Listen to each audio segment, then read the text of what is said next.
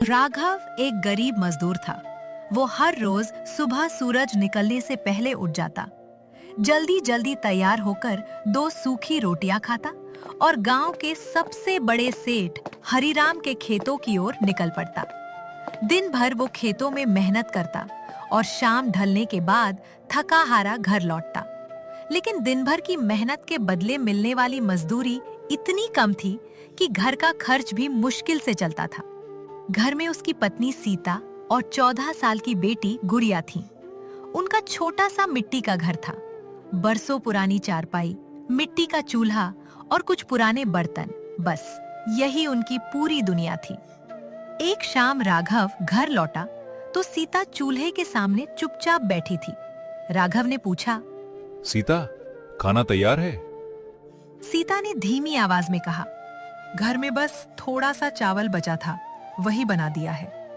राघव कुछ नहीं बोला। वो समझ गया कि आज भी घर की हालत पहले जैसी ही है। तीनों ने चुपचाप खाना खाया। खाना खत्म होने के बाद गुड़िया अपने पिता के पास आकर बोली, पापा, आप इतना काम करते हैं, फिर भी हम हमेशा परेशान क्यों रहते हैं? राघव अब मुस्कुराया, लेकिन उसके पास इस सवाल का कोई जवाब नहीं था। उस रात उसे देर तक नींद नहीं आई। वो सोचता रहा, क्या मैं पूरी जिंदगी दूसरों के लिए ही मेहनत करता रहूंगा? अगले दिन खेत में काम करते समय अचानक उसकी तबीयत थोड़ी बिगड़ गई। वो कुछ देर के लिए पेड़ की छाया में बैठ गया। तभी सेठ हरिराम वहां पहुंचा। वो गुस्से में बोला, राघव, काम करने आए हो या आराम करने? अगर ऐसे ही बैठना है तो कल से आने की जरूरत नहीं। राघव ने सिर झुका लिया। उसने कुछ नहीं कहा। शाम को वो चुपचाप घर लौट आया। सीता ने उसके चेहरे की उदासी देखकर पूछा, क्या बात है? राघव बोला, अब लगता है दूसरों के लिए मेहनत करते करते जिंदगी निकल जाएगी। कुछ देर तक घर में सन्नाटा रहा। तभी गुड़िया बोली, माँ की बनाई मछली करी पूरे गांव में सबको पसंद है। अगर हम सड़क किनारे छोटा सा ढाबा खोल दे तो? राघव और सीता एक दूसरे का चेहरा देखने लगे। सीता बोली, पैसे तो बहुत कम हैं। राघव ने गहरी सांस ली। पैसे कम हैं, लेकिन हिम्मत अभी बाकी है। अगले दिन दोनों ने अपनी थोड़ी सी बचत निकाली। सीता ने अपनी पुरानी चांदी की पायल बेच दी।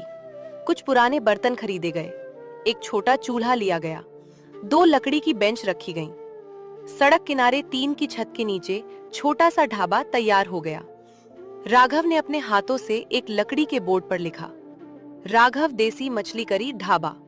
ढाबा तो खुल गया, लेकिन सबसे बड़ा सवाल था, क्या कोई यहाँ खाना खाने आएगा? पहले दिन सुबह से दोपहर हो गई, एक भी ग्राहक नहीं आया। राघव बार बार सड़क की ओर देखता। सीता चुपचाप चूल्हे के पास बैठी रही। दोपहर के बाद एक ट्रक ढाबे के सामने रुका। 2 ड्राइवर नीचे उतरे। उन्होंने पूछा, भाई, क्या मिलेगा खाने में? राघव के चेहरे पर मुस्कान लौट आई। गरम गरम मछली करी और चावल। दोनों बैठ गए। सीता ने ताजी मछली करी परोसी। पहला निवाला खाते ही एक ड्राइवर मुस्कुराया। वाह, ऐसा स्वाद तो कई साल बाद मिला है। दूसरा बोला, अब जब भी इस रास्ते से आएंगे यहीं खाना खाएंगे। राघव और सीता की आंखों में उम्मीद की नई रोशनी चमक उठी। शाम तक सिर्फ 3 ग्राहक आए। कमाई बहुत कम हुई। रात को दोनों हिसाब देखने बैठ